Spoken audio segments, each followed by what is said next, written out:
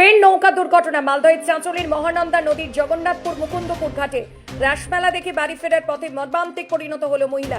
নদী পার করে যাওয়ার সময় নৌকা উল্টে মৃত্যু হয় মায়ের, কোনো রকমে প্রাণে বাঁচেন ছেলে। শুক্রবার রাত 10টা নাগাদ ঘটনাটি ঘটেছে চাঁচল 1 ব্লকের মহানন্দপুর গ্রাম পঞ্চায়েতের জগন্নাথপুরে মহানন্দা নদীতে। পুলিশ সূত্রে জানা গিয়েছে মৃত মহিলার নাম রানী সাহা, বয়স 30। শনিবার সকাল 9টা নাগাদ দেহ উদ্ধার হয়েছে। তার বাড়ি ইটাহার থানার মুকুন্দপুর গ্রামে।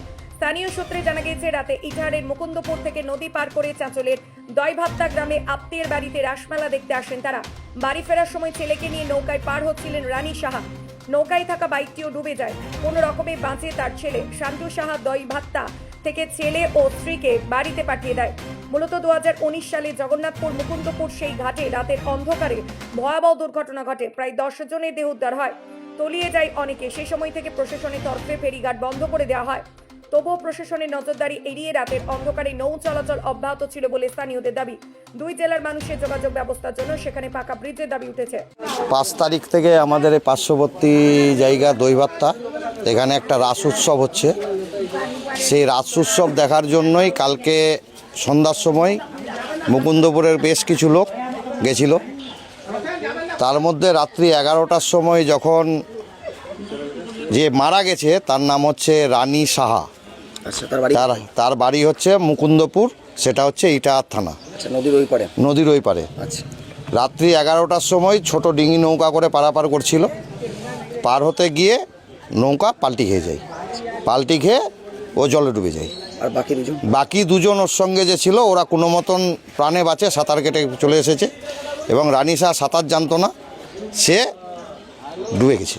এইভাবে ঝুঁকির পর পারাপার চলছে না, এটা দীর্ঘদিন ধরেই হচ্ছে এই পারাপারটা। এটা প্রশাসনকে জানানো গেছে। এসডিও সাহেবের সাথে আমি নিজে কথা বলেছি, এমনকি ডিএম সাহেবকে আমি চিঠিও করেছি। সেই চিঠি রিসিভ আমার কাছে আছে।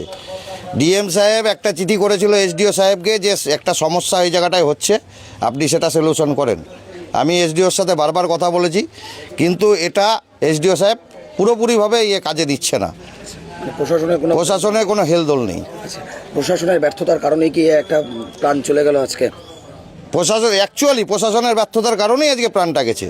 কারণ এর আগেও একবার এখানে নৌকা ডুবা হয়েছিল, সে সময় আমরা 10টা ডেড বডি পেয়েছিলাম, বাকিগুলো আর পাওয়া যায়নি। প্রায় আমাদের আনুমানিক 30 জনের মতন মারা গেছিলো। সেটা 2019 সালে হয়েছিল। তারপর থেকেই খেয়াঘাট এখানে বন্ধ করে দেয়। এখন আমরা চাইছি প্রশাসন নিজে একটা যে কোনো ব্যবস্থা করুক, যে নিজে এসে এখানে একটা জেটি করে প্রশাসনের লোক মারফত এখানে পারাপারের ব্যবস্থা করুক, নচেত আমাদের এখানে একটা ব্রিজের ব্যবস্থা করুক। কারণ প্রতিবার এই জিনিসটা আমরা মানব না। যদি প্রশাসন না করে, এরপর কিন্তু আমরা বৃহত্তর আন্দোলনে নামব। আপনার নাম? আমার নাম বিশ্বজিৎ কুণ্ডু।